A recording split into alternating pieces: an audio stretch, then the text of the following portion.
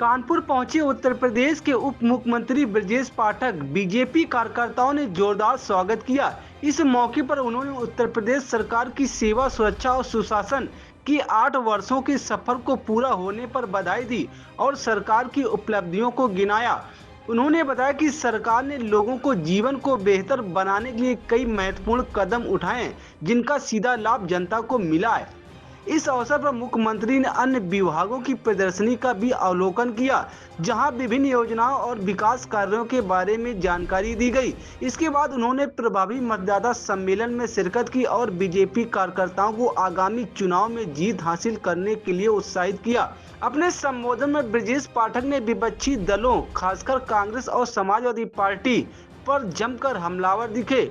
उन्होंने कहा कि ये दल जनता की उम्मीद पर खरे नहीं उतरे और प्रदेश में विकास के मार्ग पर रुकावट डालने का प्रयास कर रहे हैं। उन्होंने कार्यकर्ताओं से एकजुट होकर आगामी चुनाव में भारी जीत हासिल करने का आह्वान किया। उप मुख्यमंत्री का यह दौरा बीजेपी कार्यकर्ताओं में उत्साह और जोश का संचार करने में सफल रहा। उनके भाषण और संदेश ने कार्यकर्ताओं में नया जोश भर दिया और आगामी चुनाव के लिए बीजेपी की रणनीति को मजबूत किया। तो की सरकार है और ये सरकार वास्तव में गरीब आदमी के चरणों की सेवा करने वाली सरकार है, लॉ एंड ऑर्डर की सरकार है और कानपुर के एक एक व्यक्ति का मैं हृदय से आभार प्रकट करता हूं। बहुत बहुत धन्यवाद।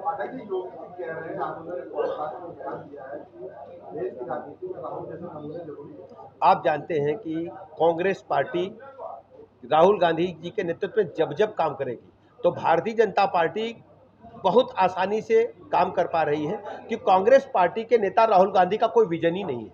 कभी आपको वो जमीन पर बैठे दिख जाते हैं, कभी दाढ़ी बढ़ा लेते हैं, कभी जाड़े में टी शर्ट पहन के घूमते हैं। उनको वेस्टर्न कल्चर पता है और छुट्टियां मनाने नानी के यहाँ चले जाते हैं। अरे भाई, देश के लोगों के साथ कंधे से कंधा मिलाकर काम करना है। इटली को अब तो छोड़ दो भाई, विदेशी आक्रांताओं ने भारत को बहुत चूसा है। भारत के लोग अब इकट्ठा हो गए हैं, जाति धर्म संप्रदाय से ऊपर उठ करके महाकुंभ में सनातन का नजारा दुनिया ने देखा है। 66 करोड़ से अधिक लोग एक मंच पर आए, त्रिवेणी संगम पर इकट्ठा हुए, तब भी तरह तरह की ये लोग बातें करते हैं।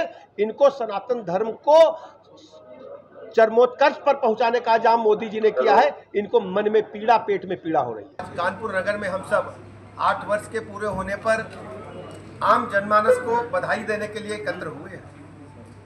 अभी आपने देखा बड़ी संख्या में लाभार्थियों को सीधा संवाद भी हुआ है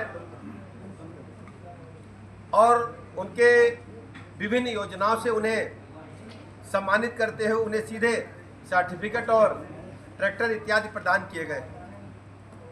प्रेस वार्ता के माध्यम से हम कहना चाहते हैं, इन 8 वर्षों में उत्तर प्रदेश में विशेषकर कानपुर में आमूलचूल परिवर्तन आया है। हमारी जिम्मेदारी सबसे पहले थी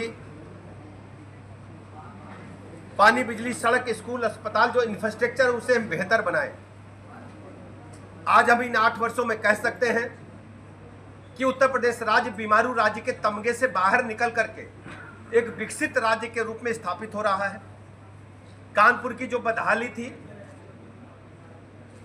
उस बदहाली से हम निकल करके जो एक कानपुर की सोच थी उसके मुताबिक एक बेहतर से बेहतर स्थिति में लाने का काम इन 8 वर्षों में हमारी सरकार ने अपने संकल्प को पूरा करने का काम किया है। आज हम कह सकते हैं हर गरीब को पक्का मकान, शहर हो या गांव हो, बड़ी संख्या में हर गरीब को पक्का मकान मिला है। चाहे देहात में जाकर देखेंगे, शहर में देखेंगे।